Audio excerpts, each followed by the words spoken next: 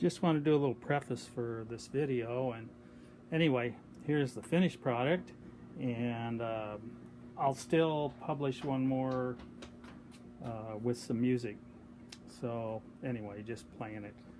And I wanted to let you know that I'm doing this with an iPad, which is somewhat difficult to do while holding the iPad and moving things around. So that's why it's a little weird now and then, but it's real.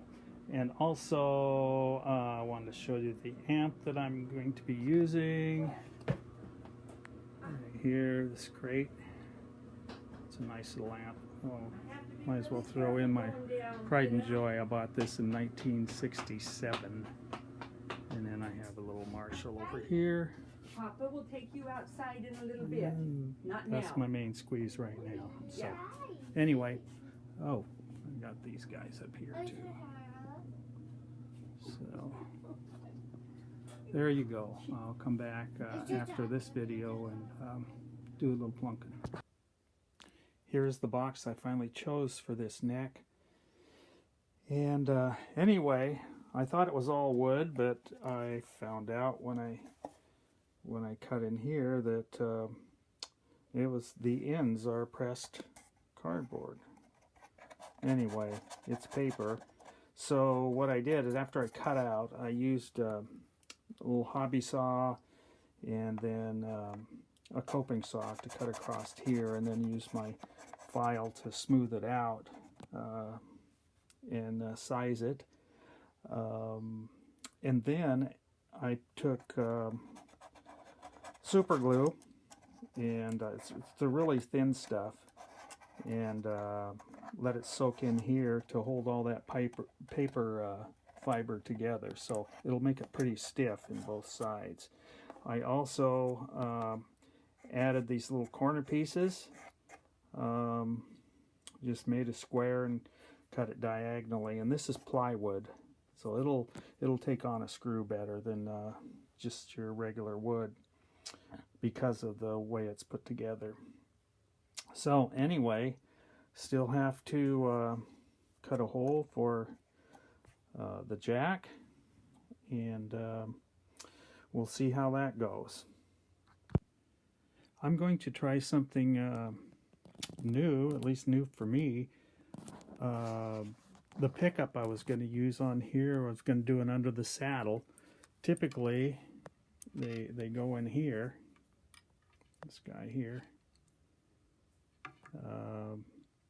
Anyway, instead of putting it into this slot, I put a slot here in the neck, and I'm going to sit it in there.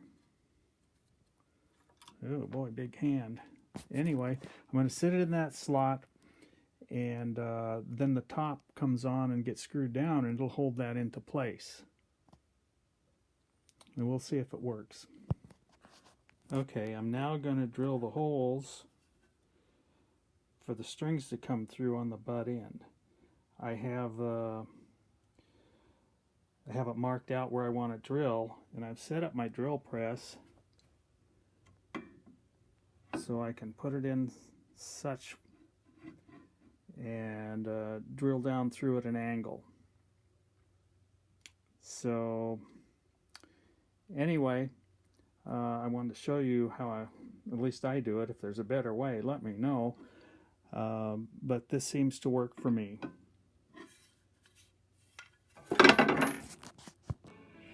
Okay, here I am ready to put the frets on. Got my little hammer and fret wire and these little nippers. Boy, these saved me a lot of time dressing the frets. So first off, I go over to my little sander and I kind of round the edges off here, and that saves time and the trouble of using a file later. So anyway, I'll start putting these frets in.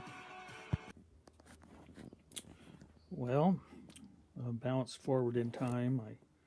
I got the holes all drilled here, and put in the jack there.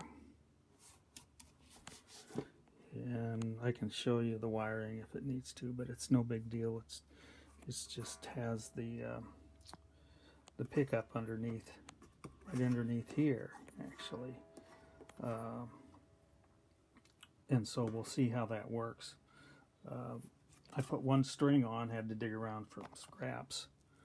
Anyway, as I expected, things are a little low on this end. And so I may have to trim off a little bit of this to lower that angle down so it doesn't buzz. And then same up here. I need to raise this nut up just a little bit because it's buzzing on the first fret. So that means, and it plays okay on down as I fret each one. So I'll have to figure out what to do with that. So anyhow, I'll put one more string on and then I'll see how it sounds. Okay, as you can see, I added some sound holes. I also put screws at the corners, and they went into those little triangular blocks that I put in there. And I drilled the holes a little bit smaller than the screws, ran the screws through, and then put some of that super thin glue in there, that CA glue. It's actually super glue, so anyway, and let it set up, and then put the screws back in, and that'll stiffen up that wood to help hold those threads in. I also trim down the butt here, and that helped with the angle, and I think it's going to do the job. Up at the other end, I added a large piece of fret wire here, so it was nice of my son to provide that. He doesn't know it yet, but anyway, it was a piece of his fret wire. And also notice that on the tuners, I wound them the opposite here, and put this one over on this side where it should be usually, and that put it right in the center. And then this string here I wound around the outside, and that put it at a good place. So hey, that worked. As far as the sound goes, what I said about the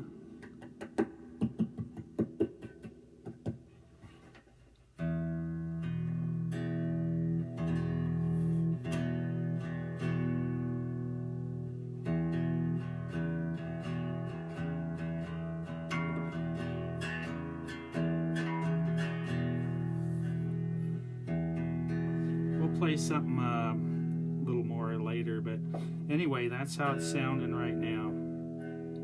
I haven't set up any intonation, but I just kind of stuck it there where I think it should be. I penciled in some dots. We'll put those on, and we'll just tweak it a little bit. Well, I just wanted to share my dots. So I've got two sizes here, and what I do is take hole punches and just punch them out of this plastic here. It's pretty thick stuff. I don't know, it's maybe 5 mil or so, and I use trusty hole punch. This one here is heavy duty.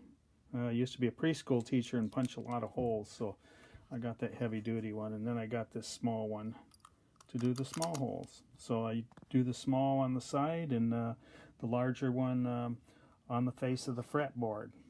So I just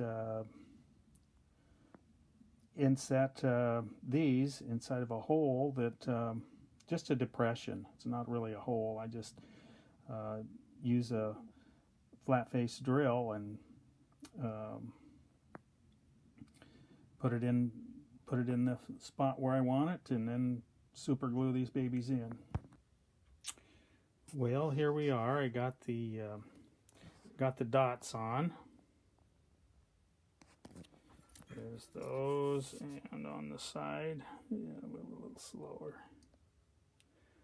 I ran a little 600 grit paper along the side here. And anyway, got them glued in. I also swapped out some strings. So I'm using these Martin acoustics, which are fairly cheap. And so I'm using the 12, the 16, and the 54. So I thought it'd sound pretty cool with the bass going with the smaller strings on there. So we'll see how that works out. Anyway, I think that's pretty much it. I'll have to check the intonation yet and get that bridge in the right place. But hey, looking not too bad.